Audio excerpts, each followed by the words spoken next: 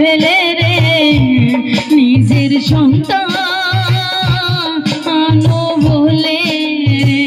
তো হবু মায়ে দেহে না ফেলে রে নিজের সন্তান বলে তো হবু মায়ে দেহে না ফেলে রে নিজের সন্তান বলে সে মায়ের দুঃখ